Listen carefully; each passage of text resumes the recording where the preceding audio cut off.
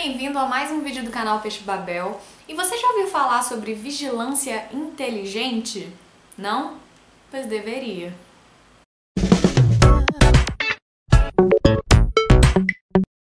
A violência, a criminalidade e a falta de segurança em geral é uma realidade ao redor do mundo inteiro e não é diferente aqui no Brasil. Esse é um dos principais problemas que afeta a nossa sociedade. E o brasileiro, assim como qualquer ser humano, quer se sentir seguro. Um dos caminhos que se adota na direção dessa segurança são sistemas de vigilância. Uma vez que um determinado local ou uma determinada pessoa está sendo monitorada, isso acaba ajudando na prevenção ou até no controle de atividades criminosas. E a vigilância ela pode vir de diversas formas. Pode ser um grampo no seu telefone, alguém vigiando o tráfego da sua internet, ou a forma mais conhecida de todas, câmeras de segurança. Na computação existe uma área de pesquisa dedicada ao trabalho com vigilância, que busca dar inteligência para esses sistemas de monitoramento. É a área de vigilância inteligente. Na UFMG existe um laboratório chamado SSIG, Smart Surveillance Interest Group, que trabalha nessa área de pesquisa. Eles focam principalmente nas câmeras de segurança, que entram num domínio específico da visão computacional, processamento de imagens, vídeos. E melhor do que eu explicar para vocês o que é a vigilância inteligente,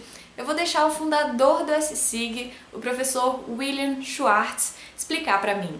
Imagina a vigilância que se vê no dia a dia, você tem as câmeras monitorando o ambiente e esses dados são salvos, eles são salvos para uma posterior análise. Então essa seria a vigilância tradicional, que só guarda os dados, mas a gente quer dar um passo a mais, que é, enquanto os dados estão sendo gravados, a gente já analisa esses dados. Por exemplo, eu quero tentar descobrir um evento suspeito. Então você, já na hora que você está gravando os dados, você processa para tentar gerar informação que você possa passar para o operador do sistema, tomar uma decisão em tempo real. Então a inteligência entra nessa parte de você gerar conhecimento enquanto você está processando os dados. E dentro desse escopo tem diversos problemas a serem resolvidos. Quando o ser humano assiste um vídeo, por exemplo, de um assalto, é fácil para o ser humano perceber que foi um assalto. Mas como fazer isso para o computador? Como o computador vai conseguir fazer isso?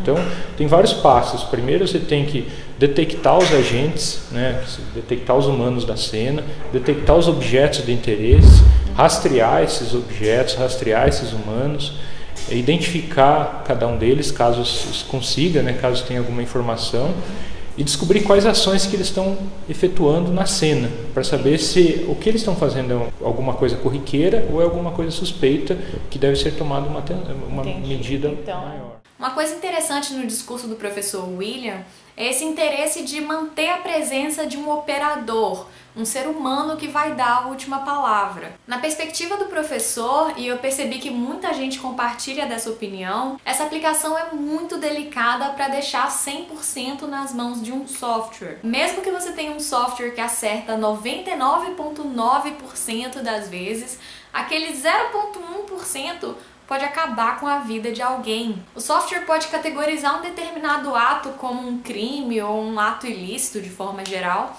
e a pessoa vai ser julgada ou quem sabe até presa até que alguém perceba que foi um erro da máquina. Nesse contexto, acaba sendo perigoso acreditar cegamente no diagnóstico de um software, por mais perfeito que ele pareça ser. A possibilidade do erro já é suficiente para a gente envolver um ser humano na tomada de decisão.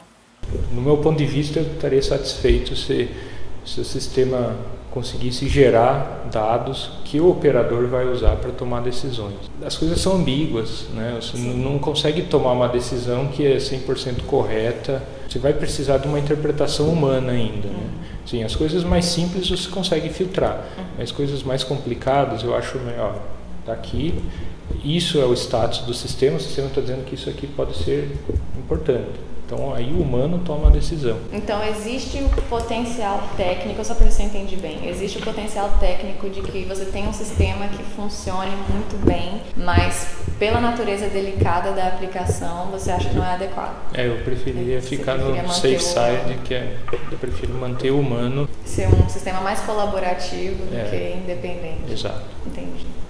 Outra questão questão muito delicada na área de vigilância inteligente é o acesso aos dados. Porque se o objetivo é automatizar a compreensão de atividades suspeitas, de crimes, os pesquisadores precisam de dados desses eventos para desenvolver métodos, treinar modelos, enfim, para fazer o trabalho deles. Só que esse tipo de dado é muito sensível, afinal são crimes, são atos de violência e acaba invadindo a privacidade da pessoa envolvida, né, expondo a imagem dela de uma forma ruim, de uma forma negativa. Por isso, normalmente, quem detém esse tipo de informação não tem interesse de liberar, porque privacidade é uma questão muito delicada. E aí a gente cai naquele dilema. Eu quero me sentir mais seguro, porque esses sistemas de vigilância inteligente trariam maior segurança, né? Mas por outro lado, eu não quero a minha privacidade invadida. Eu não quero que liberem vídeos onde a minha imagem vai ser exposta. E aí, professor, como é que resolve esse problema? Então isso é um grande problema, ter acesso a dados de vigilância. Não dados em geral, assim, a câmera da rua, mas eventos que acontecem, por exemplo, assaltos. Né? É difícil ter esses dados de forma que a gente consiga utilizar para aprender modelos. Né? Então, como a gente não tem muito esses dados, e também é difícil de existir dados que contemplem todas as possíveis atividades suspeitas, a gente foca muito na detecção de anomalias. A detecção de anomalias, ela aprende o que é padrão, né? Então eu tenho um comportamento padrão, né? Coisas corriqueiras que acontecem naquela câmera, e qualquer coisa que seja diferente daquilo é caracterizado como anomalia. Quando acontecer uma anomalia, o operador seria notificado, né? Então essa é uma linha de pesquisa que a gente segue bastante, né? Que é a detecção de eventos anômalos, né? E você consegue enxergar uma forma ou alguma chance disso ser revertido num futuro próximo? Eu digo no sentido de, por exemplo, quando a gente solicita dataset que não está publicamente disponível, a gente entra em contato, assina um termo de privacidade ou de non-disclosure, mas não existe esse tipo de sistemática para vocês de ter acesso aos dados, mas se comprometer a não compartilhar essas coisas? Para alguns casos tem, né, sei lá, reconhecimento de faces, esse tipo de coisa você consegue, mas para eventos sensíveis, né, assaltos, crimes, o pessoal eles não têm muito interesse em compartilhar esses dados, né? Que não faz sentido na prática, né? Porque eles estariam contribuindo para a melhora. Nesse sentido, sim, mas por mais que se assine um termo, e se vaza esses dados, né? Aí é bem crítico para eles também, né? Permitir que as pessoas usem esses dados, né? O que tem, talvez, assim, você conseguiria pegar descritores já extraídos a partir desses dados e não os dados de fato, né? O vídeo cru que se vazar todo mundo tem acesso, né? Seriam descritores que você não consegue, né? A hora que se extrair os descritores você não consegue voltar para a imagem ou para o vídeo, né? Então aí não teria problema. Teria um profissional da entidade do governo. Você leva teu método para lá, eles extraem e aí você, né? Isso é factível. Já é feito? Tem alguns problemas que isso é feito, né? Que você extrai os dados, extrai as features, né, os descritores, e você não precisa você não vai ter acesso diretamente aos dados. Então, se vazar, vaza o descritor e você não consegue reverter. Sim, né? Você não descobre a identidade da pessoa. Então, nesse sentido, até dá. Claro que se você perceber que aquele descritor não é bom, você vai ter que ir lá e extrair de novo, né? Eu aproveitei para perguntar também sobre o custo disso, porque a gente está falando de sistemas que vão desde 1 ou 2 câmeras em um estabelecimento até milhares, milhões de câmeras que monitoram um país inteiro. Olha a quantidade de dados que isso vai produzir, porque são câmeras gravando constantemente e você precisa processar todos aqueles dados de horas e horas e horas de gravação. Não é à toa que dado de vigilância é considerado o biggest big data, é mais dado que o próprio big data. Será que dá para fazer um sistema de vigilância com muitas câmeras processando todos esses dados a um baixo custo? O custo computacional é muito alto. Então você tem que fazer um pipeline no sentido de vigilância, né, detecção, rastreamento, né, aquele pipeline que eu comentei no início, que seja muito bem feito, né? Você tenta, em cada nível, você já descarta as informações que você não precisa, né? Então, sei lá, você roda uma subtração de fundo no primeiro nível, que aí você já sabe onde possivelmente tem pessoas se movendo. Depois você detecta as pessoas só naquelas locais. Então você tem que ir fazendo filtragens dos dados para você conseguir gerenciar essa quantidade de dados. Relacionando um pouco com o que você falou um pouco mais cedo sobre processar os dados na câmera ou centralizar e processar as informações de várias câmeras.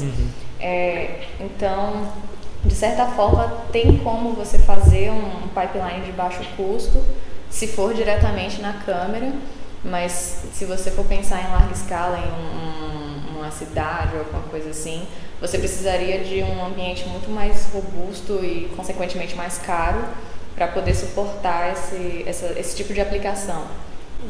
Depende muito do tipo de informação, né? Assim, se você quer, por exemplo, o que você vai extrair de uma câmera? De uma câmera você vai detectar as pessoas que estão lá, né, os objetos, as pessoas, e movimento, né? Vai rastrear essas pessoas e talvez identificar quem está lá. Isso você, a princípio, conseguiria fazer um processamento próximo da câmera. Em tempo real. Em tempo real. Assim, tirando a identificação, acho que rastreamento e detecção se consegue fazer em tempo real. Obviamente que você não vai conseguir fazer numa estação de metrô, né, mas num ambiente que não está muito tumultuado, você conseguiria.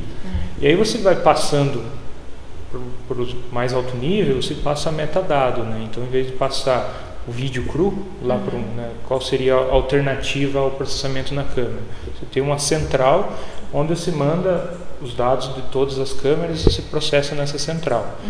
O problema é que você vai precisar banda de rede, né, porque você vai passar o vídeo cru para a central, e essa central tem que ter um poder computacional muito alto. Então, se você distribui, você processa os dados em cada câmera, né, o conjunto de poucas câmeras, e você passa para essa central o metadado, que vai ser localização das pessoas, a trajetória, possivelmente a identidade. E nessa central ela fica responsável por um processamento um pouco mais alto nível, que peguei dados da câmera A, peguei dados da câmera B, como que eles se relacionam, e se eles precisarem de alguma informação, eles pedem para a câmera ou para essas centrais pequenas de processamento aquela informação. Então vem sob demanda, você não satura a tua rede, e também nesse computador central, né, você não precisa um processamento tão caro, porque você não vai olhar mais pixels, você vai olhar metadado. De forma geral, essa é a área de vigilância inteligente, literalmente da inteligência a sistemas de vigilância. É como se as câmeras fossem os olhos e a gente estivesse dando o cérebro para elas, criando sistemas que vão cooperar com o ser humano para detectar situações suspeitas e prevenir potenciais crimes ou atividades indevidas em geral. E quem quiser saber mais sobre o trabalho do professor William ou sobre o SSIG, eu vou deixar alguns links aqui embaixo. É muito mais do que esse pouquinho que eu trouxe aqui para vocês. Inclusive eu tenho mais conteúdo desse bate-papo que eu tive com o professor. Deve sair pelo menos mais um vídeo sobre esse assunto. E por hoje é isso. Muito obrigada para quem assistiu até aqui. Eu espero ver vocês de novo semana que vem. Um abraço e tchau!